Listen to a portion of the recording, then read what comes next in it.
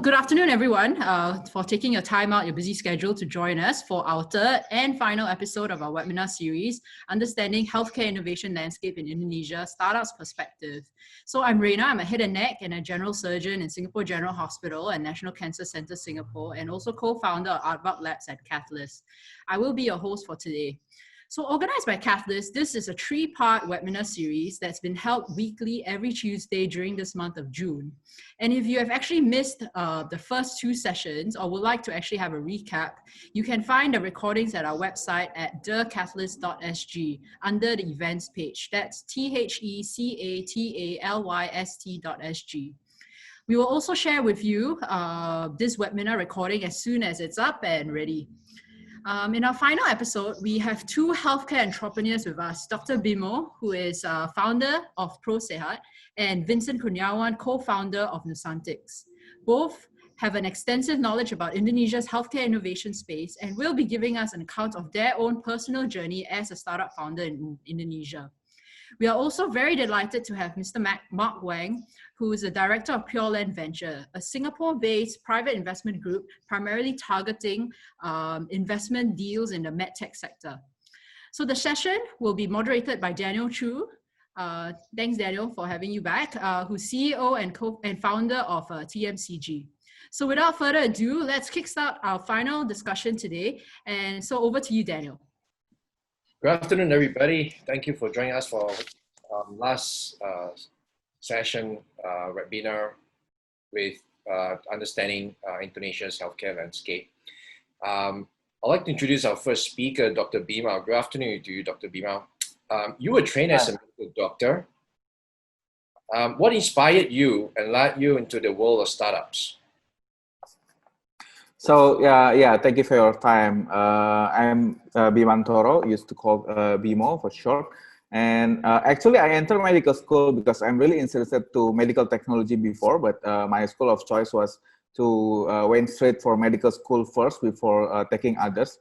And in the second year, we are seeing a lot of things going to be happening, but not yet happened at that time. And me and my team was a bunch of medical students that think that, okay, let's start early, let's try this now rather than after we graduated and do some things. And we start from since medical school, we start from a very simple information portal, and everything rolls out from that. So joining the startup world is, I can say it's accidentally in the beginning.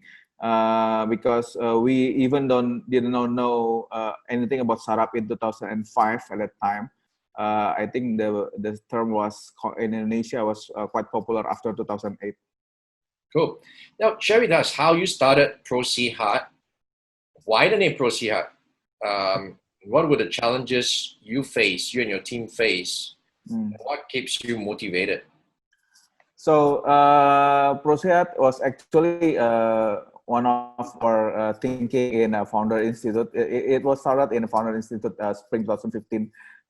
So there is, maybe some of you know that we kill a lot of ideas in FI, and then this one was the hardest to kill anyway. As a marketplace model, we have a lot of on-demand healthcare needs that could be provided. And we put the roadmap since the beginning, because actually as a doctor, we are not very strong to understand problems with pharma supply. So, and we see our patients was always having problems to get medicine. And then that's our starting. After that, we see people will need like home healthcare, or appointment was not very our priority at that time, because we see that's the hardest timing for doctors and patients to meet. It's very hard to match.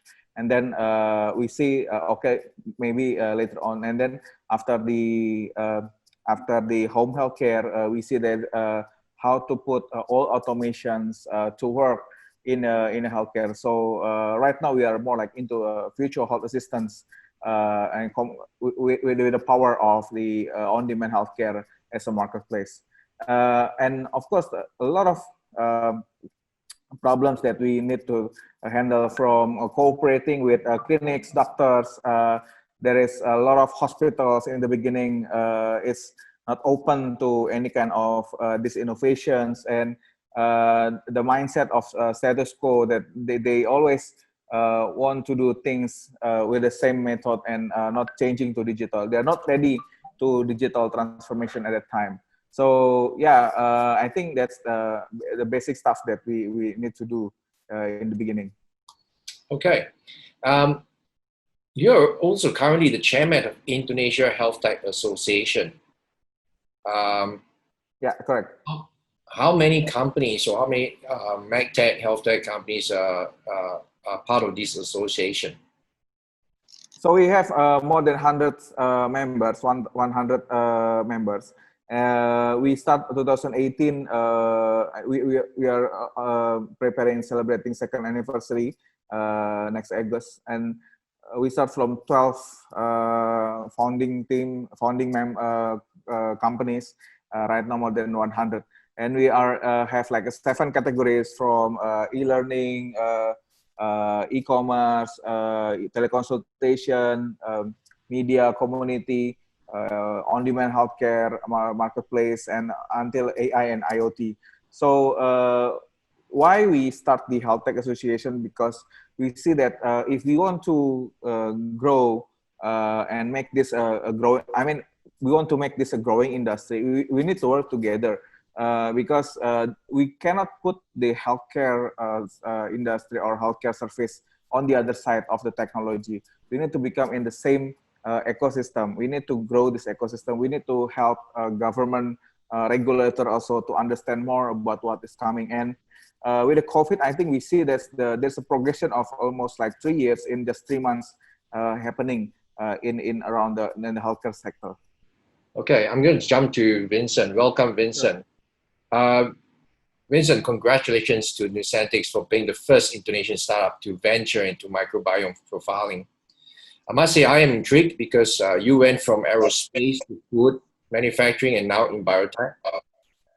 We all know that while there's tremendous opportunity in the biotech industry, more so in analyzing microbiome for treatment of medical conditions, it does come with a lot of challenges and risks.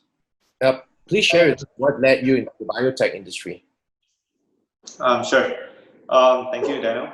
First and foremost, Nusantics, as a startup that started off early this year, we are just riding on the advancement of genomics technology in the recent years, where microbiome profiling through the sequencing testing is able to reveal more about the science and the principles of microbiome balance itself. And having been in the manufacturing industry most of my career, including in food industry per se, we are able to see that in the long run, the balance and diversity in the whole ecosystem in the world is really important to ensure sustainability, not just for food, but also for the lifestyle and the longevity. As we can see in the whole COVID-19 catastrophe, that a single virus type is able to create such a huge damage and impact to the whole balance in the whole world. None that I would say everyone would have imagined happening in this era in our lifetime. So that was basically, in summary, the conviction that led us to jump into this opportunity at an early stage of the microbiome journey globally, as well as we know, with, let's say, the Biogenome project, Earth Biogenome project that recently started in, I think, 2016. We have seen that in this area of the world, in Southeast Asia, we can be a first mover to get the market exposed and be educated as well about microbiome balance. Okay. I'm going to ask, was it difficult to get funding to start Nusantics? It is definitely not easy to begin with, because contextually, we are almost equivalent to, say, an ecosystem that none has ever had imagined before. the kind of strategy that we deploy to really head start this journey in itself, where we are bridging this intimacy to engage with consumers directly, is also not common for healthcare or biotech startups per se.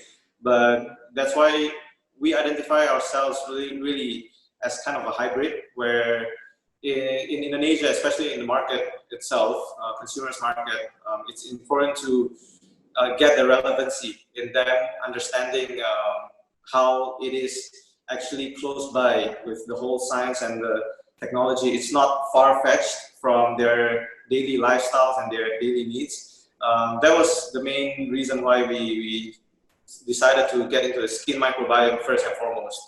But yeah, it wasn't easy, but fortunately we were able to strike similar values and align with the frequency with our investor, who has been supportive of us, obviously, since the beginning of our journey.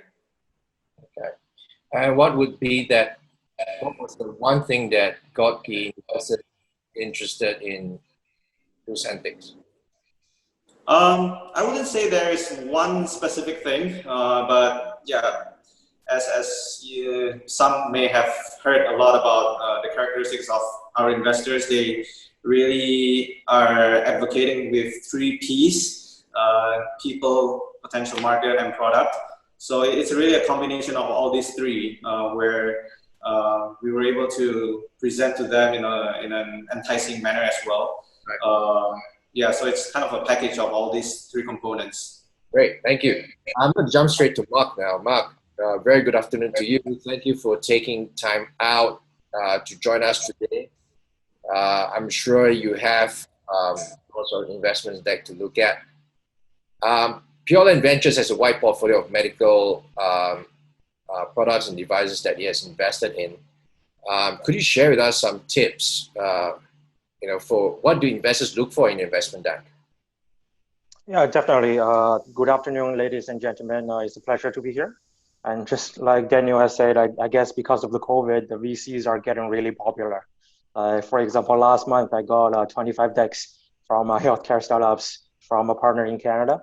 And then, but then I have to say, including us, all the funds are impacted, right? And while we were networking with US and European funds, I think generally funds are start to look within their existing companies instead of investing into new companies. So that's why happy to share a bit of tips, because people are looking for investors and you want the investment deck to grab the attention.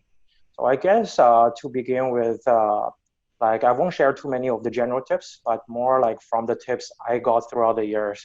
Like when people put decks together, they always think about the business, but not the readers. I think it should be the other way around, because your decks are generally going to be seen by 2 types of investors. So it's either going to be generalists, such as Pureland ourselves. We invest in different sectors in healthcare and medical device. So you want your story and your deck to look attractive from slide 1. Because for a generalist, probably we don't know as much about the market as you or the specialist funds. And so if you look the story attractive and solid, you might sell the ideas, and then we probably will find more information during due diligence. And then you have the investor who are expert in the space. They probably already, for example, ophthalmology, they probably already seen the 100 company in the field, and they probably know the 20 companies globally that's similar enough than your company. And this is especially in the US, right? And it's very different because if you don't really show apart your difference with your competitors in your deck, and the chance that they will just judge on your deck and your company based on the knowledge, and sometimes the knowledge is not really complete. So, and also like remember, investor get to see the deck does not mean you're guaranteed the first meeting. So like not every investor has the time. For example, we still have probably 100 decks on hand that we are going through us at the moment. So it's always important to ask yourself while you're reading the investment deck, like for someone who's either have not as much knowledge or who are expert, are they going to be interested, and are you sharing the same story that you want to share? And if not, you may not get that meetings. For example, like when sometimes I look at the investment deck and listen to CEO talks, right, I get a feeling it's actually from two different companies. And also, I would advise you always want to change and revise your deck as your company progress. Some people in the earlier stage, given a medical device has longer R&D cycles, they felt before revenue, there's no need to change much. And it's a really bad idea because from seed stage to Series B, I can tell you every investor that what they're looking for is quite different. And I'm actually from a bio background before I joined Pureland. So that's when you're talking with different stage of investors, you can tell the question they asked, what define your business as attractive are all very different, right? And so get a few founders or get some friends, angel investors to look through your deck. Because as a founder, you know everything about your business. So when you're putting together the deck, sometimes your brain automatically fills in the information that's not there. So as a result, it might look perfectly fine for you, but when other third party reads it, they have a different perspective. And last, I guess, warm introduction is always the key. So that's the best way to increase your chances to get a meeting with the VCs. So for example, a real story, one of my company did a terrible job on their investment deck. So when I sent it to a Silicon Valley-based US VC like a few months back, because of the relationship, the managing partner decided to meet the CEO. And after the meeting, the partner actually told me the deck only represented 40% of the company's true value, right? Because I understand a lot of the founders want to keep some of the secret source in the real person meeting, but because if you're not getting the real person meeting, then there's really no use. So I would actually make your deck looks as attractive as possible. Yeah. Right. Thank you, Mark. I'm going back to Vincent. Vincent, there's several founders in Nusantics. How do you guys come together? And do share with us how you source for talents in Indonesia. Sure. Yeah, our founders, the three of us got to know each other from different avenues. Myself and my CEO partner, Charlene, we were colleagues previously in our previous employment. So we have been working together hand by hand for the better part of the last 3 or so years. Yeah, being involved in internal projects, outside projects. So that really led to the whole ideation that started Nusantics in the beginning. And my other co-founder, Rafada, who was based in Singapore previously, yeah, we got to know him through a common friend as well.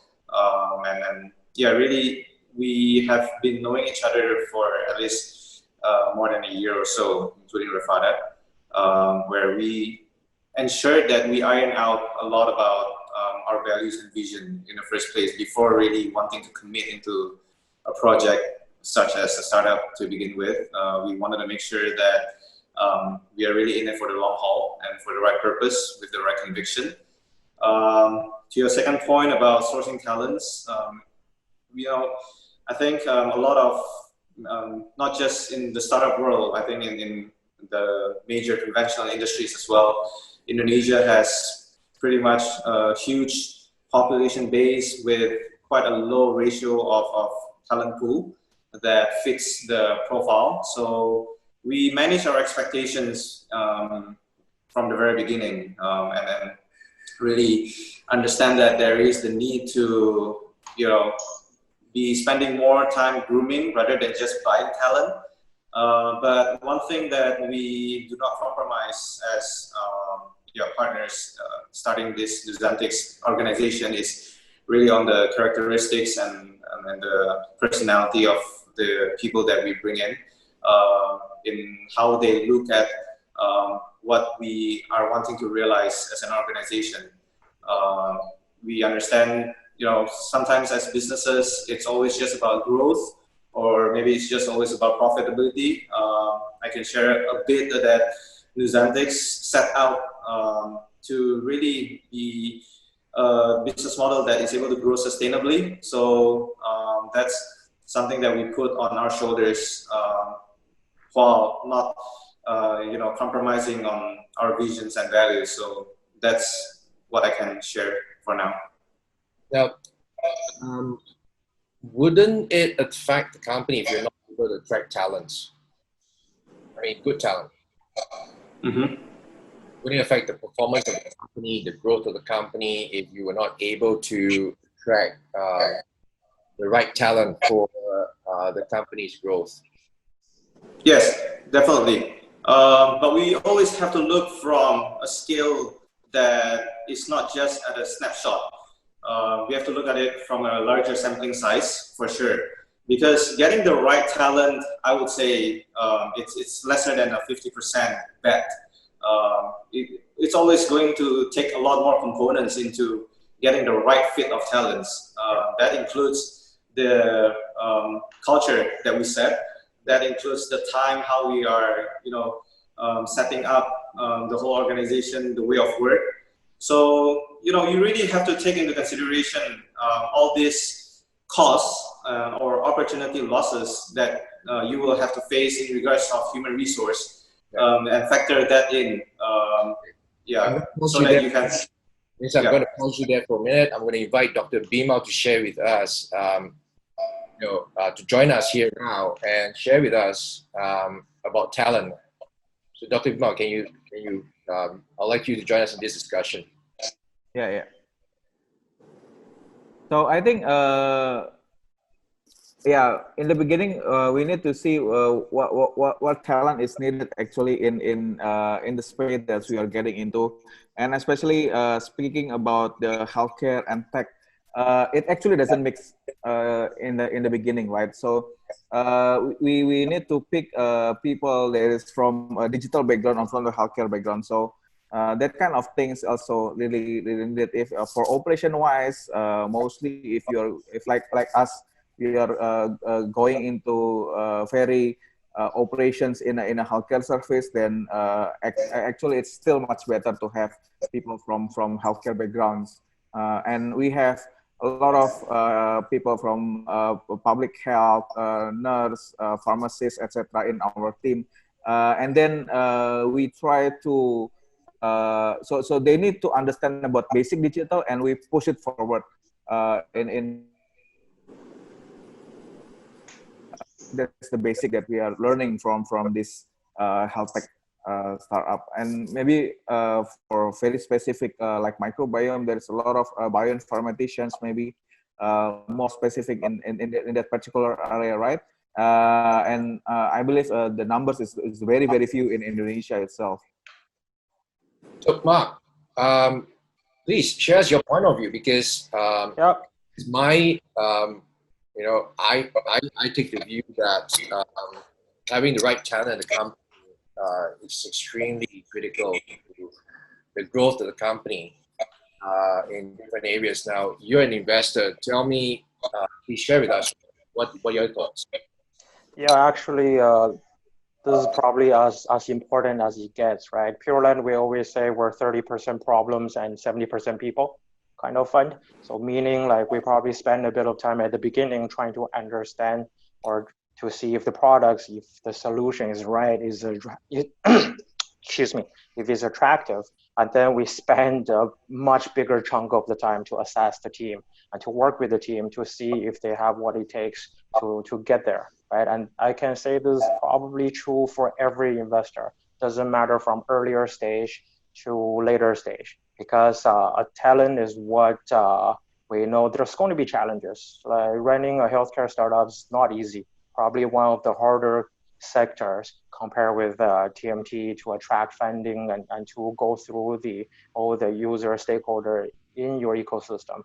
So we believe in the team. So for example, from earlier stage, we look at the co-founding team to see does the company has what it takes to really push the R&D, to really push it to the ecosystem. And then as a lot of the company founders doesn't think about this, but I had a discussion a few years back. I had the opportunity to speak with Jenny Lee. So who's probably one of the largest funds in China. They produced like probably more than 30 unicorns since the investment. So she shared something quite interesting. So when they evaluate a company, even though in the younger stage, so they try to see if the CEO and the entrepreneur understand from their stage to the next 5 or 6 stage, does he understand what it takes from the talents perspective, from the operation and management perspective, what are the roles the person needs to grow the company? And does the person has the charisma to really attract the people globally in order to make it work? So I think that was a quite interesting point. Also, I have learned from some of my mentor on the larger size. When they meet the co-founders or the founding teams, right? They look at the first most senior people, the top 10 senior people, and then evaluate against their competitors. So if a number 10 or number 8 person in an organization is as good as a number 3 or number 2 in their competitor, then by natural you increase your succeed chance by a lot more. Okay, that takes me to the next question I got, and probably Bima and Vincent, both you can jump in to answer the questions. Now, on the note of talent, being a MedTech company, do you see the importance of having a chief medical officer on board your companies and even a board of medical advisors? Vincent, you want to go first? Yeah, sure. It is really important to have to manage the right stakeholders in the organization, not just in the organization, who support the vision that you want to achieve. So, for example, in Nusantics, we do work with several partners who shares the same values in what we want to achieve in the science journey of microbiome. And not just to give their voice, but also to guide us and advise us on how to really, take on this journey from a realistic standpoint. A lot of startups are really newcomers when we started the journey. So we need to respect and honor those who have been in the industry for the bigger chunk of their time. To work together with them instead of just, as in the startup language, a commonly used word will be disrupt. Because at the end of the day, it's all about how we are able to maintain a status quo and really obtain an optimal future together in the ecosystem, right? Bima? Yeah, so I think it's very important to also, other than having like you said a medical board in the team, also see, because we build from a team with background of medical and healthcare people. So what's very important is really to understand what kind of people are we actually. So this is a bit important about how we want to shape the culture and the rest of the culture that will grow with the team, right? So even though we see that, okay, we already have medical people in the team, I know this one is very good with compliance, with this and that. But then when we need advice from others, mentors, or I think in medical, it's very common to have a consultant or even higher than that in a team. Like for advisory. So we need to really understand who and how are we actually approaching these people. Like I say, it's very senior in medical, perhaps they are. And then how we are going to include them in our motion.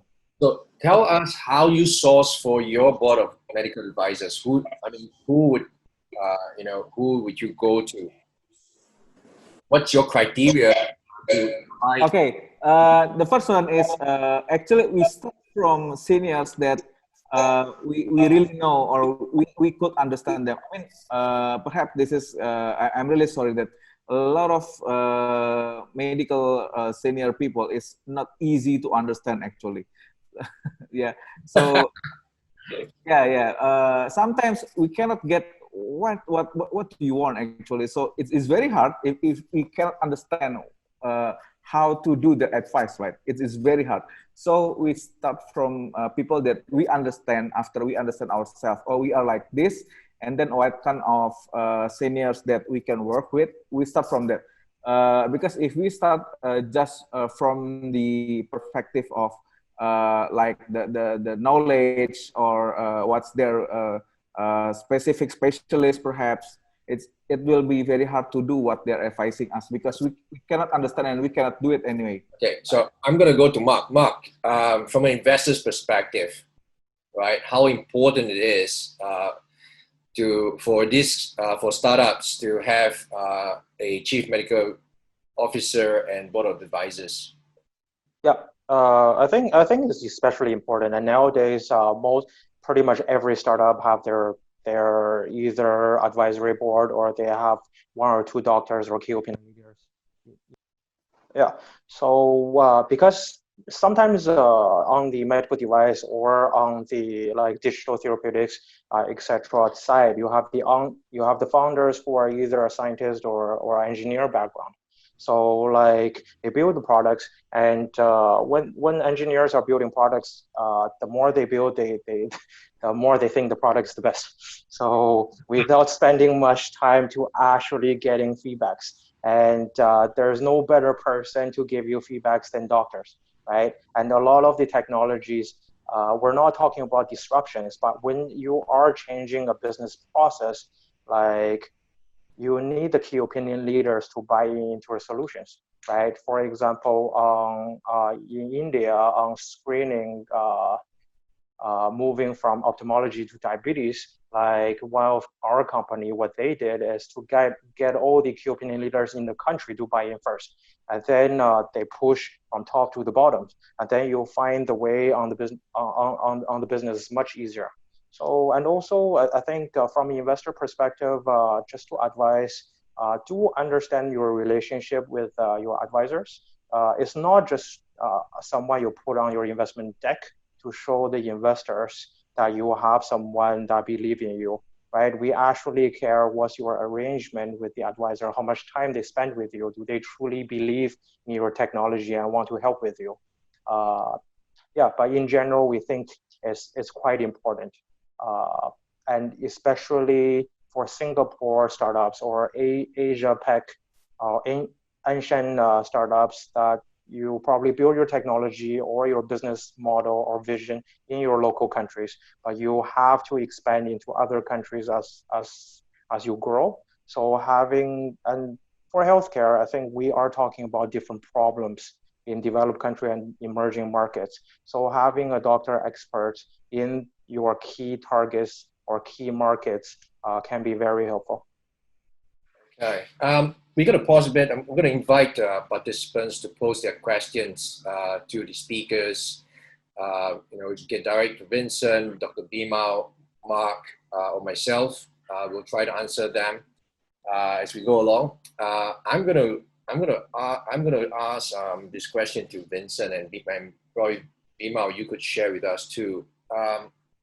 In building up a startup, and it doesn't matter which country you're from, but I think especially so in Indonesia, would you say that coming from a privileged family background would give you an edge, into starting up a company in this medtech, health tech industry? Well, I would say different backgrounds offer different privileges and challenges on its own. It's like comparing an orange to an apple. You can't really, nitpick and say which one is better or which one has a better prerequisite, because at the end of the day, it really takes multiple components, probabilities, and you can name algorithms or whatever it is to have the that opportunity to receive buy-ins from the different stakeholders, from investors, from your team, your partners, including the consumers, the customers that you are targeting. Everyone's life paths are different. So at the end of the day, it really comes back to how we optimize and we maximize our opportunities and chances. And then, how hard we really believe in the startup that we are in, that we want to continue to will ourselves into realization. So I'll start with that. And yeah, I call it. I think I agree with that. So basically, it doesn't really. I mean, I don't say that it does kind of family or background you have. I think it will matter, but the most important thing is actually customers and timing that you are into, right? So I've been doing things very soon before, right? So and I see that it is very important to understand what's and how is the world moving right now. Understanding that it's one of the biggest challenge that see that to understand that, because if like I say, from medical background, we tend to be in a closed system. And already very strict actually, and we don't really see others think outside the medical world. When I started with my team in the beginning, right? So after that, we see that there's a lot of things, and we need to put the customers, and customer means that people that using our solution, the users. And after that, like doing with investors, etc. Yeah, basically, we need to learn from zero, perhaps, or we can learn from others that is not from zero. Maybe the edge, if you are from some like wealthy family, you already know who to you need to go to, or you learn that maybe before in your family. But if you're from an academic family, you don't understand that in the beginning, right? But you can learn it. Okay, very quickly, guys. I think we're down to 20 minutes of left. I've got a few more questions, and I want to ask you guys respectively. Now, Bima, we're going to stay with you for now. Can you share with us the 3 key initiatives of Indonesia Health Tech Association? Yeah, so Health Tech Indonesia was, I said before, started 2018, and we start first is doing collaborations because we see that it's very important for all of us in this ecosystem to build the industry and to make it possible to grow as a bigger, even bigger ecosystem. So doing collaboration, we work with ICT Ministry, with Ministry of Health, but MOH actually came later than ICT Ministry. And second one is regulatory advisory. And the third one is we are focusing on creating a standard. So these 3 particular mission that we are choose for the last 2 years, we create a collaboration with ICT Ministry with like what we call the Smart Health Initiative. So we went to 12 cities in Indonesia to introduce what is the health tech or digital health to the healthcare professional, from midwives, nurse, doctors, clinics owners, hospital managers, etc. I think it's we have been reaching out to perhaps like 5,000-6,000 people during this 12 cities roadshow, and we understand more about how to work with local health districts. With the regulatory, that it really opens our eyes. Mostly some startups that working with the information system that they used to work with code and only sometimes with the doctors, like Mark has said before, like they do more products than with the people, right?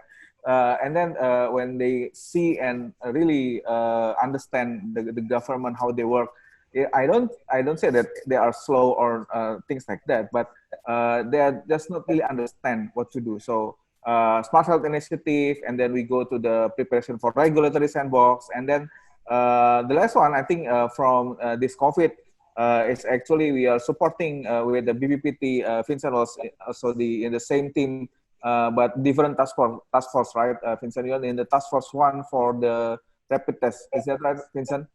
I am in the Health Tech Association is in the 3rd task force for AI informatics to support this. So I think that's 3 initiatives that we have been doing as a Health Tech Association. Okay, Vincent, this question goes to you. What are challenges for healthcare startups in Indonesia with regards to working with the government for regulatory and licensing? It's tremendous for sure. Not just in Indonesia, but I think everywhere. I think regulations topic is always going to be not smooth sailing in any industry. At the end of the day, as Mark has pointed out previously about managing relationships and then really being able to prove the value in what we are advocating for, that is essentially better for the regulations to be considered to be changed or to be reviewed. But at the end, it's really going to take a process for sure for any startup or any kind of businesses to really have fully fitting preference in terms of regulations. What's your wish list? Sorry? What's your wish list to the regulators in Indonesia with regards to support for licensing, etc.? I'm sure it's a nightmare.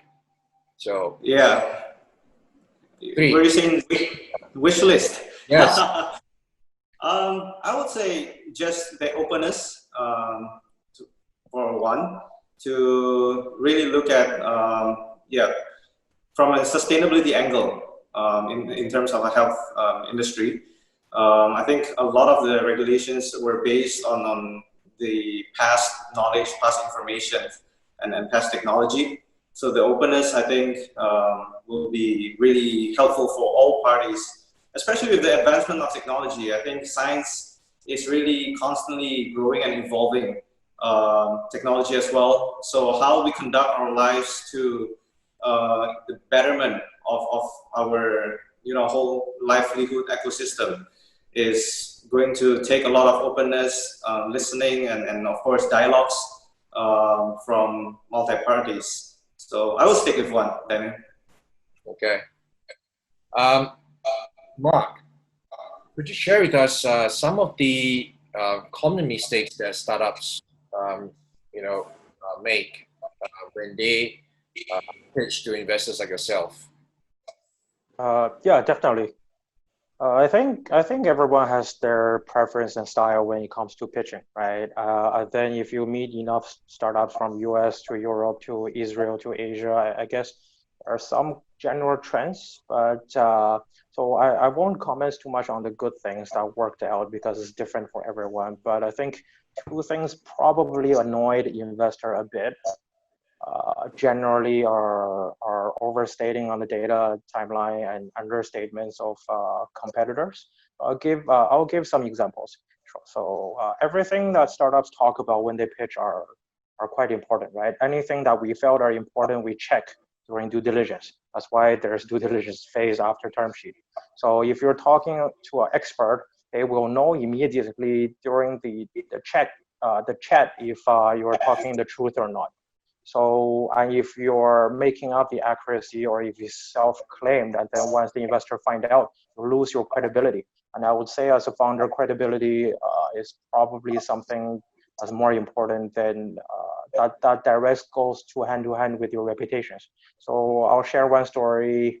It's quite funny. One of my company, they're actually from Entrepreneur First, so EF, during the years ago, during the earlier cohort. So without mentioning the name, the pitch was back in February. And then during the pitch, the CEO said to all the investors they're expecting commercial revenue by May of the year because of many different reasons. And we ended up investing in October.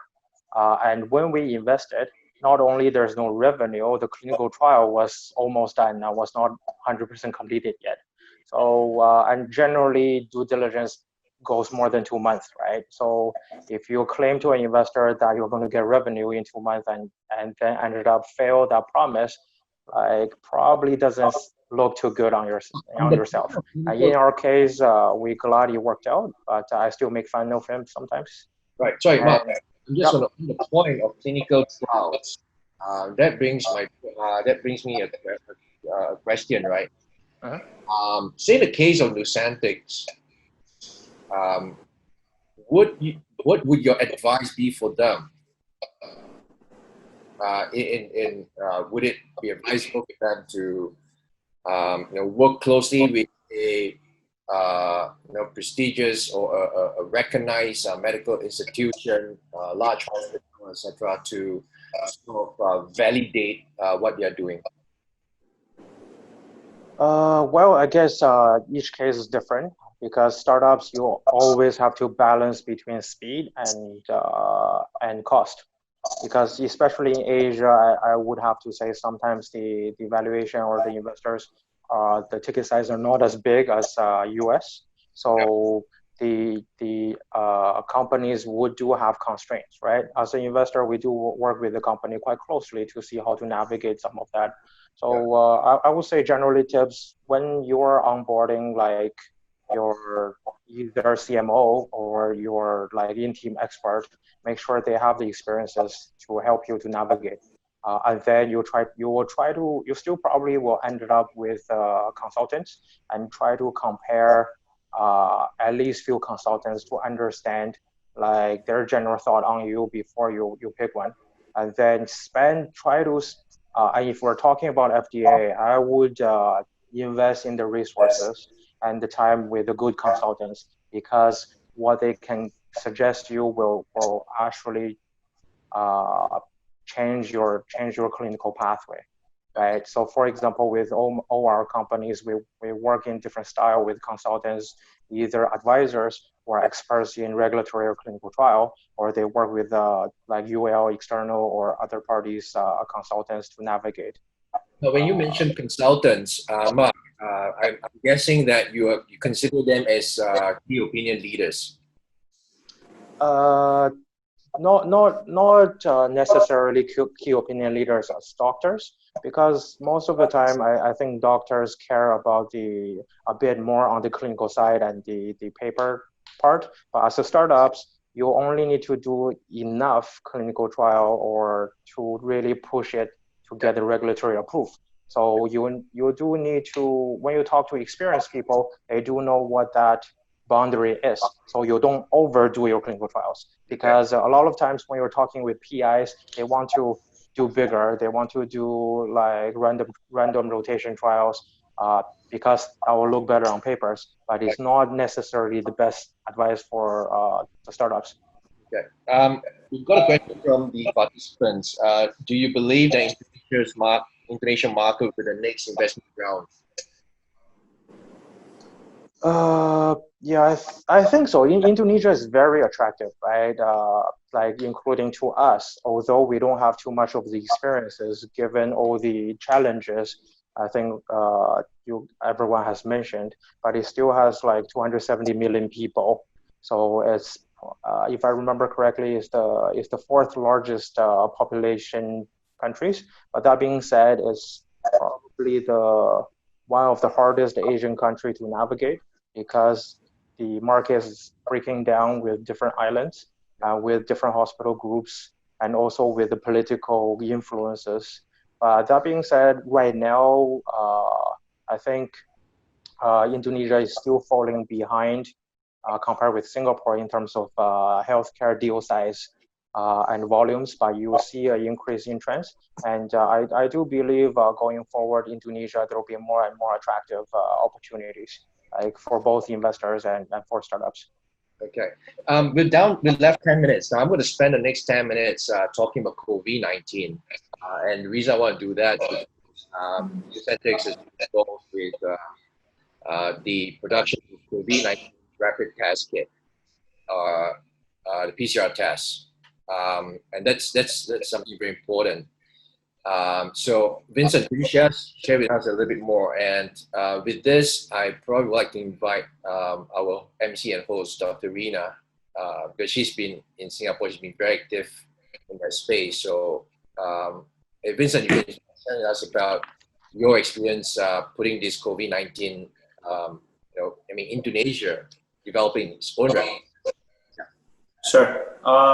Yeah, Indonesia is one of the later countries to be the sort of, openly impacted in this whole COVID-19 situation. As everyone may note that it was only until sometime in March that the numbers suddenly shot up as a country case.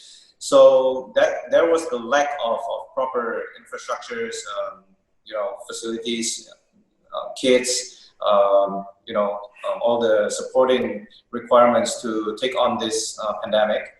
Nusantics really came on board as we looked at the necessities that were so badly needed in terms of the testing kits that were requiring importation at huge volume. And then basically every country in the world is really fighting to get their hands on the number of PCR test kits. So with the initiative from the Ministry of Research and Technology to start having the task force for locally produced test kits, and other devices, and all the necessary components to fight this pandemic. We were fortunate to be involved in the design of the PCR test kit, which are to be produced locally. Yeah. So that was the whole project that was really spearheaded by the Ministry of Research and Technology, that Nusantics was be able to be in a pro bono role to take part in. Okay. Where do you guys source your the raw materials from, and how reliable are the results? The raw materials are still all imported. I believe there are only the select few manufacturers in the whole world that produce the primers, the probes, and the other components required to create a PCR test kit. So they are not locally produced. So that took some time in the whole lead time as well. And then for us, we specifically designed with 2 target genes that have been identified with the samples, RNA samples of local patients as well, and have been validated from the various local institutions and research labs in the prototype design kit before they were being approved and sent into mass production. Okay. Dr. Rina, you have been very active in Singapore with the testing of patients with COVID-19. How, in your opinion, Indonesia could have done better in testing? Well, that's obviously a trick question, right? To be honest, I do not know exactly what's happening in Indonesia and what it's like in the front lines there. But I mean, in Singapore, the gold standard test is still the nasopharyngeal and the oropharyngeal swabs that has been done in all the dormitories. As probably everybody already knows, that the majority of the cases have been in the foreign worker dorms in Singapore. Of course, in terms of research point of view, there's a point of view of crisis innovation from Duke and US. From what I know as part of faculty in Duke and US and medical school and Sing Health, is that there has been studies to show, studies coming up into to use saliva, for example, and also serology tests to look out for herd immunity. So there's definitely, in terms of Singapore's point of view, there's many fronts of research coming up with new test kits, all the way from screening tests to immunity tests. So that's the kind of, and the other point for healthcare innovation point of view for COVID-19, I think a lot of the work has been done in terms of crisis innovation. So a little bit more long-standing innovations that will last past the COVID-19 outbreak. So it's called what I like to call the new way of living that we kind of have to get used to. All this social distancing and everything else. Yeah. Dr. Mina, you Catalyst Singapore plays a very vital role in working very closely with the medtech and health tech industry. Can you share with us a little bit about that? Yeah, so in Catalyst, it's it was started basically. It's Singapore's first clinician led co-working space, and the whole idea that we started it is the three of us doctors was that we really wanted to bring together the clinical world together with the startup, the startup and the technical world and the industry. So not only that we're doing a very medtech and health tech focus. A bit less of biotech, but the whole idea is for us to actually help from the clinical side of things for startups who are developing their products, and hopefully to help them create products that are actually useful for our patients. Right. Yeah. We've got 3 minutes on the clock, so I'm going to quickly ask, and we're going to go to Mark. Mark, could you please share with us post-COVID? What advice would you give startups seeking investments from you, given that in the past month you received 25 investment stack? Yeah. Okay. I think the relationship starts not post-COVID, but starts now, right? Because from our house point of view, I think there's still a lot of uncertainty in the next 6 months. Obviously, all the funds are tightening up and to make sure their portfolio company can survive. But that being said, a lot of the funds, including us, were still on the hunt for the good companies.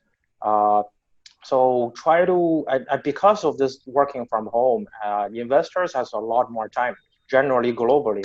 You probably will have chance to hear back from investor in the US, in China that was usually having busy schedule to meet you. So I would reach out to as much as possible right now to build that relationship, to get the traction started. So post-COVID, once the funding deployment can begin, then they will think of you as the first one in mind. Okay, thank you, Mark. And Vincent, share with us, has COVID-19 affected Nusantics business in providing this microbiome profiling? Sure. I will start off with saying that there's always two sides of a coin. COVID-19 has definitely dramatically impacted everyone's norm in running their organizations, and that, of course, includes Nusantics as a whole, in terms of the pace and the progress that we would have wanted from the pre-COVID-19 era. But on the great side would be the blessing in disguise was the awareness of the general public towards health, towards a more conscious lifestyle, has really smoothened the transition of really raising the exposure of the microbiome journey. So that allowed us to get into a better positioning from a market education perspective. And yeah, obviously we were fortunate to be a part of this test kit task force due to the similar technology that is used to conduct COVID testing in the PCR sequencing with the screen microbiome swab as well. Yeah. So yeah, we are just really, taking the best scenarios out of in the midst of this COVID-19. I think we're running out of time, but I want to have last question to Dr. Bimau. Please share with us going forward post COVID-19. How do you see yourself working closely with the likes of Nusantics, Nella Genetics, who have come and joined us? So yeah, share us.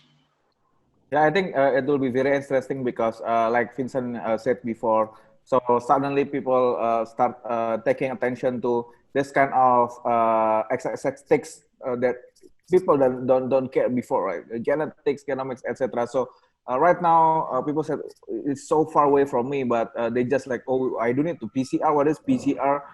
People just realize that this kind of technology, this kind of medtech, is everyday use actually in hospital. We are just not understand and don't know yet about it before. So the next thing, it might be easier for even advanced medical startups to explain or educate the market. Thank you. Guys, we've run out of time. On behalf of the organizers, Catalyst, for this webinar, I want to thank our distinguished speakers for joining us, their experiences, challenges, and investment tips. Over to you, Dr. Rina. Hey, okay. So thank you very much for joining us. So the recording of this webinar will be uploaded on our website at thecatalyst.sg under the events page, including also the past 2 sessions. So if you do have more questions that are not addressed by the speakers, we will be posting the answers in our website as well. In addition, if you do have any comments, please reach out to us at hello@thecatalyst.sg. And so with this, I'll end off this session. And once again, thank you very much, 3 speakers, for joining us. And everyone, please stay safe. See ya. Bye-bye.